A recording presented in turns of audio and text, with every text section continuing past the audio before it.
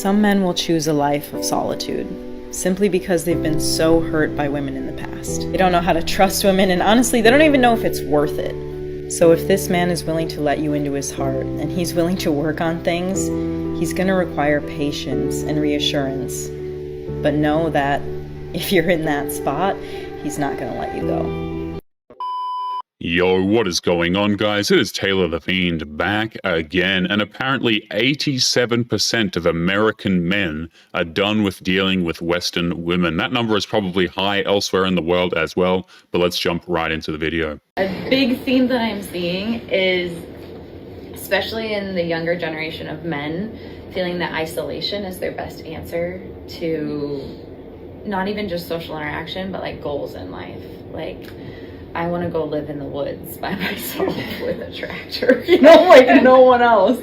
And they're reading that book of the guy who did that and died like that and was completely unhappy and left like journals and everything like this. And I don't know if it's a trend, but I do see that hyper-individualistic, and then the conclusion they find is isolation. You really can't blame men for wanting to seek isolation after the way men have been treated for the last few decades. After all of that mockery, the ridiculing, the general mistreatment, a lot of us are simply done with it all, and she's acting like it's problematic somehow. And that prohibits, like, it comes from that awkwardness and different things, but it prohibits them finding any codependency that's healthy, any relationship that's healthy, any enfolding of themselves and interacting with life that is healthy. It's a little late for this woman to start talking about how unhealthy it is for men to go their own way, especially when so much scorn was directed at anything towards men's health in general. This false sense of concern for men isn't going to work. Too many men are just done. I don't want to sound harsh by saying this, but men don't want extra drama that they don't need in their life. Men would rather be alone than with a woman who brings nothing more than drama into his life. And no, this doesn't mean that you can't come to him with your problems. This doesn't mean that you can't go to him when you're feeling bad or when you're feeling upset. This just means if that is all you're bringing to the relationship, it is simply not enough, especially for a good man who's going places in his life. If you want to lock down an amazing guy who has all the qualities you're looking for, who is driven, who is ambitious, who's going places in life, you need to be the kind of woman that he would want to be with. And the kind of woman he would want to be with is a woman who is self-controlled, who is emotionally stable, and who's able to support him and put him first in difficult times and not only come to him with all of your drama. You need to learn to be careful with what you say, when you say it, and how you say it. And remember that you need to bring assets into his life that are more than just your looks if you want to be with a man that is going places in life. It's interesting how whenever a man voices his needs when it comes to relationships, it's seen as controlling and should be secondary to the woman's wants. Even though a man's needs in a relationship aren't that complicated, it doesn't seem to matter. So I had a post or two or three go viral because on Tinder, I was trying to meet women and I realized in real time why men may have a harder time dating. Caveat, we'll asterisk that for a second, but essentially something that I hate is when I see a girl's profile that says, make me laugh, impress me, take me somewhere like great, like something where it really strongly suggests she does not plan on really meeting me in the middle. And then I realized that it's likely more common, at least in, American culture, that women do that more than men. The dating scene has mutated into this marketplace where men aren't seen as men so much as we're seen as service providers. We need to plan everything, pay her way, make her feel intense emotions and be perfect. But in exchange, the woman gets to exist and nothing more. I don't see a lot of guys' profiles that say, make me laugh, take me, like show me a good time, like mostly not. And it could be primarily because women have a lot more choices, but it's sort of a dynamic thing and it sucks and I hate it. I get to skip all of those people very easily without a second thought because I have tons of choices. I just go to the next one. And I do realize a lot of the guys in the comments think that I don't realize this. I'm not stupid, I do. That you guys have fewer choices. I keep saying less choices, it's fewer choices. But you can still have standards, and something I would recommend, what a lot of women are doing is choosing to be happy alone. What she doesn't understand is that's what men have already been doing. The movement of men choosing to stay single, if you want to call it that, has picked up a lot of steam because too many men have been burned by women to the point where preserving peace is more important than funding an ungrateful woman. Like, genuinely, not like in a bitter, jaded, I hate men and I'm just gonna go cry into my pillow with my cats. Like, yeah, we're gonna have cats and nice pillows, but happily. You know, like, it's a good choice. It's not like a last resort. It can be a first resort. And a lot of you guys are pretty, you know, unhappy with the dating choices. And if you feel like you have to choose women like that are telling you have to come on the first date like it's a job interview, and you hate it and you just hate dating and you're so frustrated, you can do exactly what women that are sick of the dating scene are doing and just, like, fulfill yourself, you know? And I don't just mean, like, a lot of women have been trying that for years. The problem is that what works for most men isn't necessarily going to work for women. Most of the women who claim to be happy for being single are some of the most miserable women on the planet. Onanism. You can fully be like a fully actualized human that's really, really happy, and you can have fulfilling friendships, even with other men. You might have to put in a little more work because, granted, it is not pretty out there for guys as far as how encouraged men still are to express their emotions, and that's rough, and it's something we all can work on together. But if you don't just look at women as someone to potentially date or hook up with, you can make some really great friends. They don't need to be your type. They're people. And she's wrong when it comes to how men need to express their emotions more. The mere idea that men deal with their emotions differently is something that many women simply refuse to comprehend. We're not emotionally immature, we're just better at controlling them. Men or women, you can have friends that fulfill everything that you would need out of a relationship, you know, depending on how you do friendship, probably not your, you know, sexual needs, but you can be perfectly happy. You can step out, you can opt out happily and not bitterly, just as easily as women can. You are in the driver's seat of your own life. You're not being held hostage here. You don't have to be in a situation with which you are not happy. You're in charge.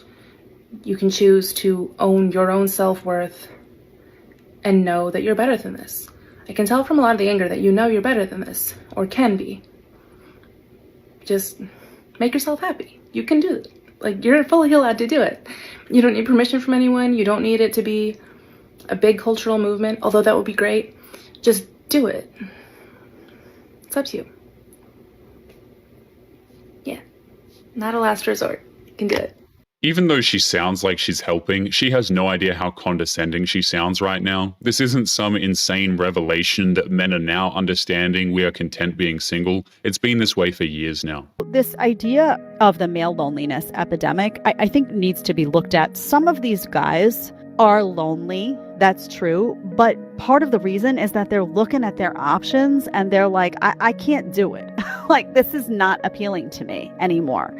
So they're feeling lonely. There is a segment of guys that are feeling lonely because they don't want you anymore. Like, they're not drawn to you anymore. So they would love to be with a woman who acts like a woman, who's feminine, who's respectful, who's loyal, who's, you know, not going to cheat, who's not going to, you know, their phone's not going to be, you know, shady as you know what.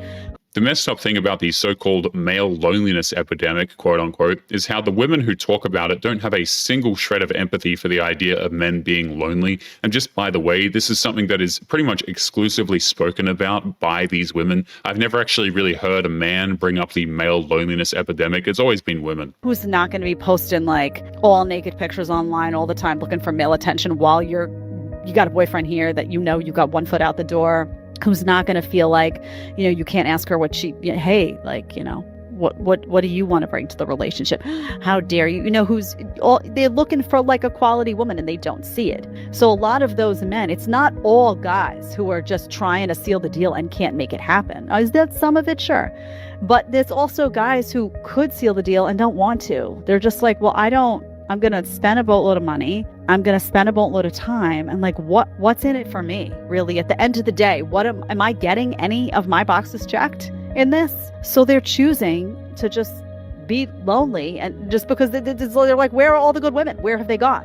There's no point in getting into a relationship with somebody who demands everything and offers nothing, and that includes respect. It's one of those situations where it's just better to be alone because at the end of the day, peace is all men really have. I was at the beach today alone, and the spot where I wanted to sit was like right by a rock because I wanted to lean up against it and read. There's this guy like directly in front of me, like maybe 10 feet away. Super cute, like really cute guy. And he noticed me, I noticed him, we smiled at each other, whatever. And I was at the beach for a good like 3 hours, maybe 4, just reading. I had like one headphone in, wasn't like, I like the door was open, and a part of me wanted to go up to him and like be like, hey, how's it going?